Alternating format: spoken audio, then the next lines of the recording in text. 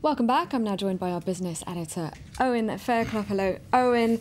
Now, it's going to be a testing 48 hours for the world markets, and all because of this EU summit starting today in Brussels. What are investors thinking then? Well, actually, a little bit cautious, Claire, but they always are before these things, and yet we tend to see a bit of a rally before these summits. I think we've had nearly 20 of them in the past 2 years. The European markets a little bit cautious ahead of this. Remember, this EU summit doesn't really get underway properly until 1 p.m. Paris time, so it's unlikely we're going to get very much detail before that. You can see they're all in the green, though. Pretty good comeback on the IBEX in Spain. Spain is right at the centre of this summit. It's very much a make or break moment for this country, according to the leaders.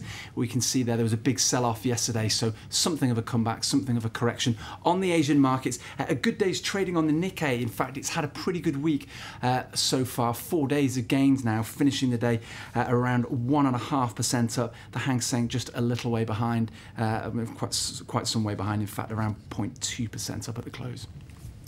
Well, European leaders have been very vocal even before they've arrived in Brussels. This summit has been billed as Germany versus the rest of Europe. But what happens will be crucial for Spain. Its leaders now admit that their country's borrowing costs are dangerously high. Here's William Edwards. Spain's Prime Minister made a stark warning in Parliament on Wednesday. And coming just a day before the latest Eurozone summit, many are taking his words as a cry for help to other EU leaders. We can't keep funding ourselves for a long time at the prices we're currently getting. The key issue for Spain today is financing itself on international markets. This is the main issue on which Spain, Italy and other countries will try to take decisions. Spain is battling with the fallout from a massive property bubble, which has seen house prices tumble and put massive strain on banks that provided mortgages. Just this week, Moody's further downgraded the credit ratings of 28 of the country's lenders. It might have been hoped that a recently announced EU bailout for the Spanish banking system would have restored confidence. However, the €100 billion aid package has failed to bring down Spain's cost of borrowing on the bond markets.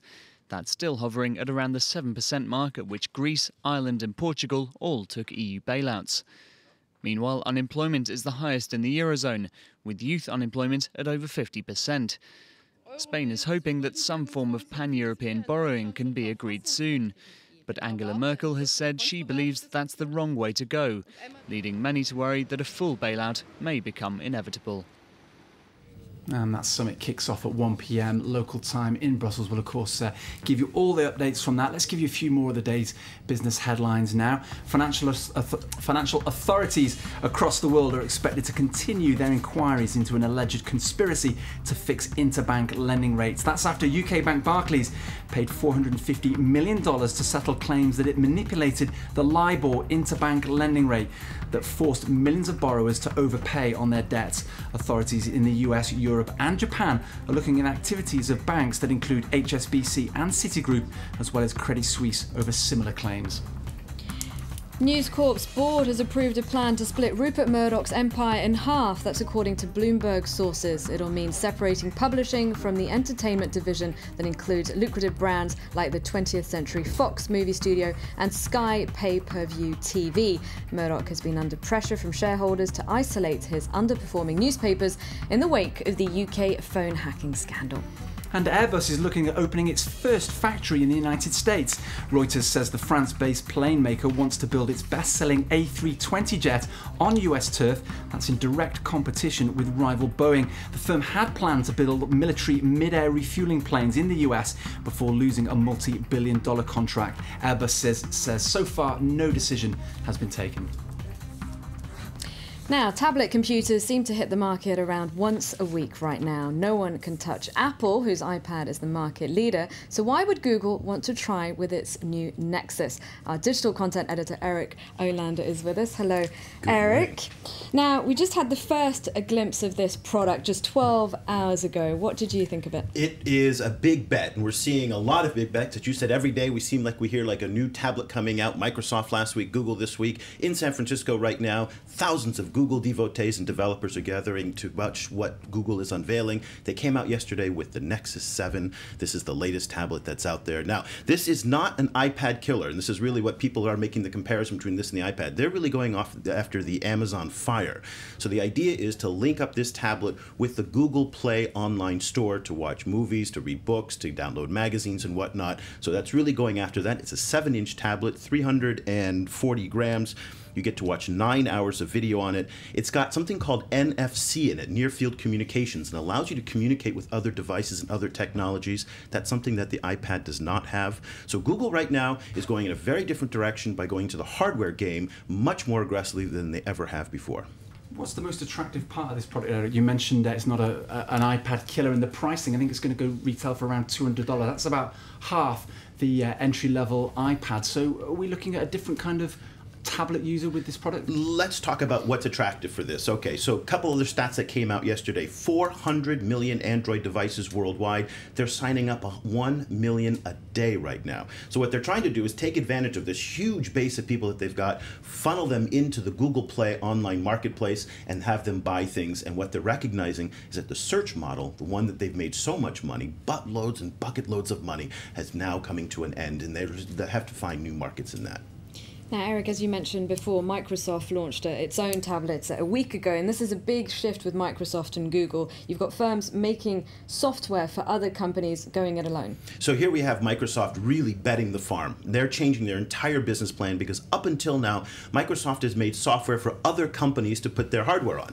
Now, Microsoft is saying, we're going to follow the Apple model. What we want to do is we want to build the whole device from top to bottom. We want to build the software and the hardware. This probably won't be a big challenge to the iPad, in part because Microsoft can't be too aggressive in selling this, or else it will compete directly against its providers that it makes so much money from selling software. So it's going to sell the new Surface tablet in its own stores, which there aren't that many, and of course online, and that's going to be a very tough way to compete with Apple. Does it make the product better, do you think, Eric, if you've got companies like Microsoft actually making their own stuff, if you like? Does that... Well, one of the key trends that we're seeing in the industry right now is what we call closed systems versus open systems. Open systems is Windows operating system, where anybody can develop for it. A closed system is Apple, where they control every part of it. Microsoft appears to be going in this direction. Facebook is going this way, and now Google is also as well with its new Motorola acquisition as well. All right, thank you very much, Eric, for coming in. Thank you, Owen, for that look at the day's business news. Thank you for watching. Stay tuned to France 24. Stuart Norval will be with you in just a few minutes.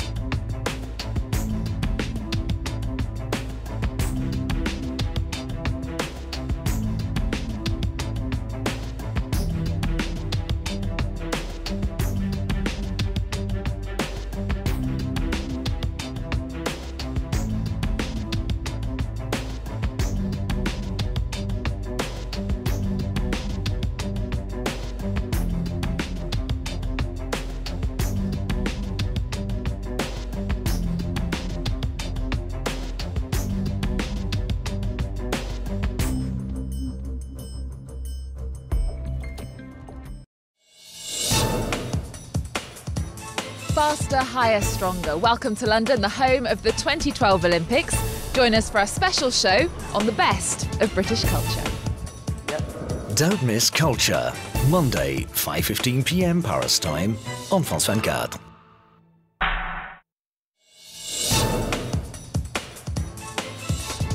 With oil wells, water supplies, border controls, and even people smuggling, they rule southern Libya. Marginalized under Gaddafi, the Taboo took part in his downfall.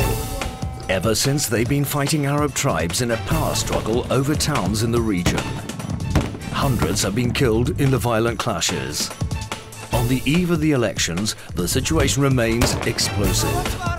Reporters, today, 9:45 p.m. Paris time on France 24.